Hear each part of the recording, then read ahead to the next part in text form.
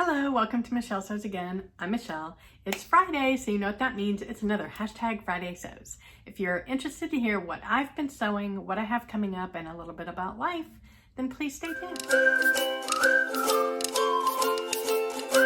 Okay, so I'm just gonna jump right into it. What have I been sewing? So I've only sewn one thing this week, and I've already put a video out on it, but I made my very first top from my Make 9 goals for 2023. I made the Joan woven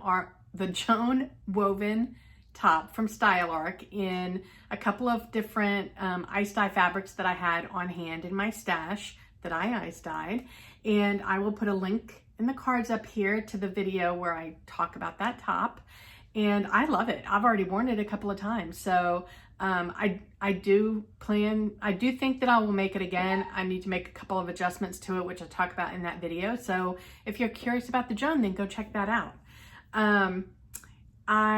So that's the only thing I've sewn, but also sewing related, I've also completely organized all of my fabric stash and all of my pattern stash.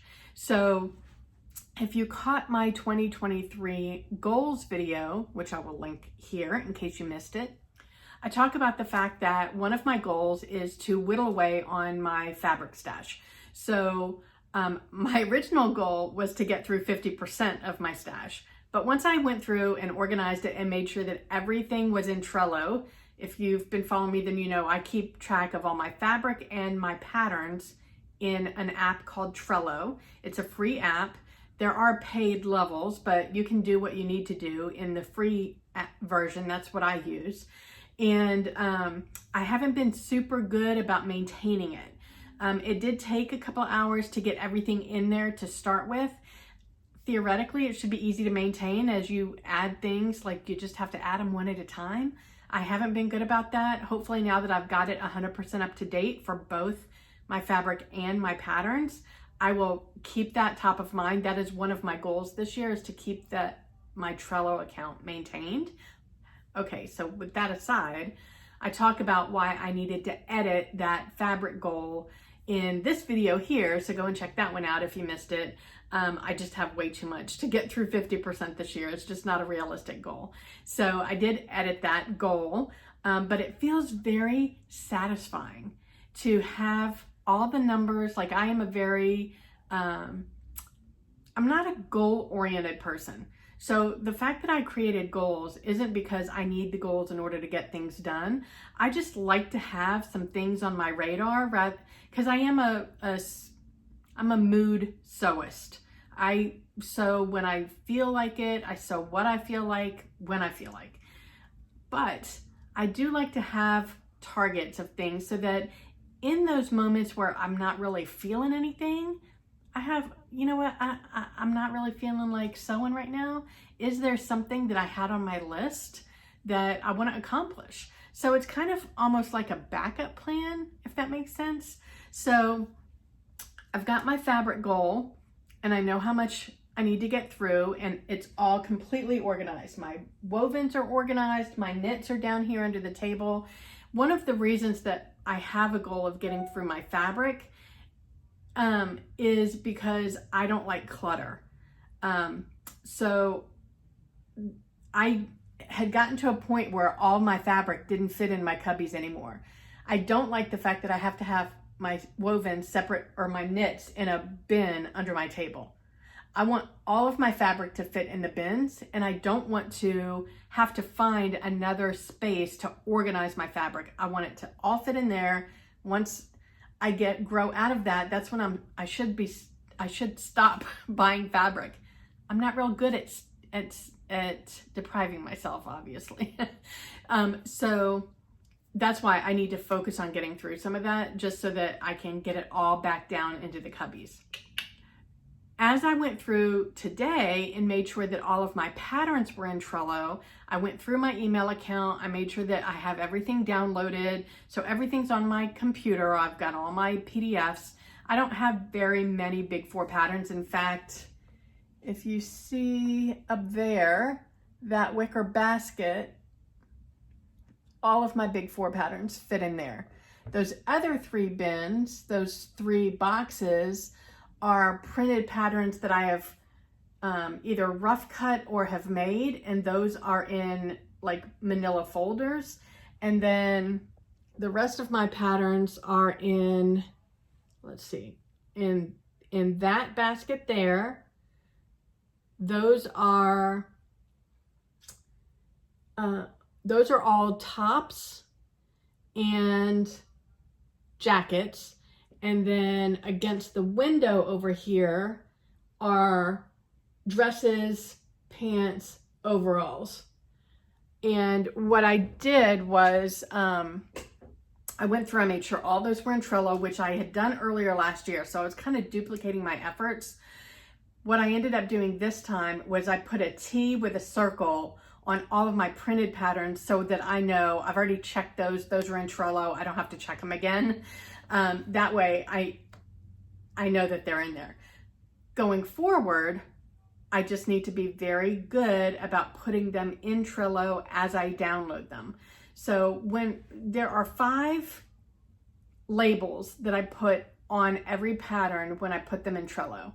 I put, let's see, I put the garment type, so whether it's a short sleeve top, a long sleeve top, a long dress, a short dress, pants, overalls, and some patterns are multiple, so they get all of those labels. I put what kind of fabric it requires, whether it's a woven or a knit. I don't get more technical than that. I put how much yardage is required for my size and the view that I'm interested in. Sometimes I might be interested in more views, so I'll put the yardage range. I put what designer it is. I put whether or not my pattern is already printed. I have the majority of my patterns are printed. I haven't quantified that yet, but I did go through and made sure every one of my patterns in Trello have a label that either say pattern is printed or pattern is not printed. That way, when I'm ready to make it, I know whether or not I need some advance notice so that I can send it to PDF plotting or not. And then the final label that I put on there is whether or not I've made it. So I don't put it's not made yet. I only put if it's made. So once I make something, I go in and I update it and just check the label made so that I know, let's say I have, I don't even know, let's say I have 50 style art patterns and I've made 20 of them. I kind of know that already. So that feels very satisfying to me that is all organized and up to date. So that feels good. So those are really the only, and if you're interested in how I enter things and maintain things in Trello, I did do a tutorial on that last year. I'll link that in the cards here in case you're interested in that. I know that there is a new app called Stash Hub, which is was created by Yvette from Blossom Sandwich, who I completely adore. We've done a couple of collaborations together. And I would totally be on board with trying that one out because I'm pretty sure it does some pretty amazing things that Trello doesn't do. But I already had everything loaded. I did ask her if they were going to upgrade the app so that you could upload or download from one app to the other. Because if I had to start from scratch again, that would be a major task that I'm just not up for. If she gets it to where I can just upload or transfer from Trello to Stash Hub, I would totally be on board with trying that one out.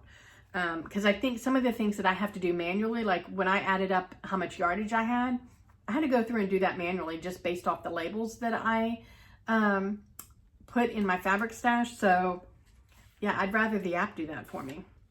If you have Stash Hub, let me know in the comments what you think about it. I'd love to know.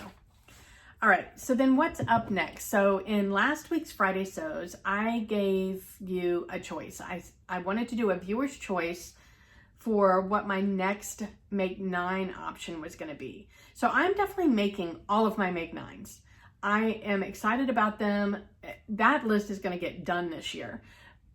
I was struggling not with whether or not I was going to make these next 3, but which one I wanted to do first. So I gave you guys 3 patterns with the fabric that if I make it, that's the fabric I'm going to use if it's next. If it's not next, I still have time to change my mind. So I got a pretty decent turnout of votes. I did open it up to Instagram as well. What was interesting was the winner was the winner in both YouTube and Instagram. The second place and the third place, it depended on which channel you were looking at. So the first place winner, I'll just let you know, I'll just let you know, was the Callie shirt. I'm gonna make the tunic length, I'm gonna make it with the mandarin collar, and I'm gonna make it with those 3 different fabrics. I mistakenly said that those were Katie Cortman fabrics in that video. They are actually fabrics from the Artworks, who is one of my favorite pattern designers, fabric designers on Spoonflower. And so those 3 fabrics are from her collection. Her name is Melissa. She does really colorful, fun prints, and I love her stuff. So that is the winner. So that will be my next project. But for the second and third place on YouTube, the Betty top with that fun orange floral fabric was number 2. Like, people love that fabric. And I barely got any votes for number 1, which was the Forte knit top with the pink and red seersucker knits. That didn't get very many votes on YouTube. The opposite was true on Instagram, where the Betty top got a couple of votes, but not that many, but the Forte got a lot of votes. So both of those came in second and third. The Betty came in with 31% of the votes. The Forte came in with 23. And if I didn't say it already, the Callie got 46% of the votes. So winner, winner, chicken dinner. So I'm excited to get started on that. I'll probably get started on that this weekend. Now we come to life. I don't have a lot going on this weekend. We're probably going to drive up and check out the house. We're fingers crossed hoping that some progress has been made.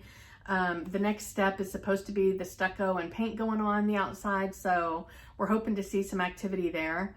And then the other exciting news, which is life, but sewing related as well, is I officially registered for the Sewing Expo in Lakeland, which is happening in March.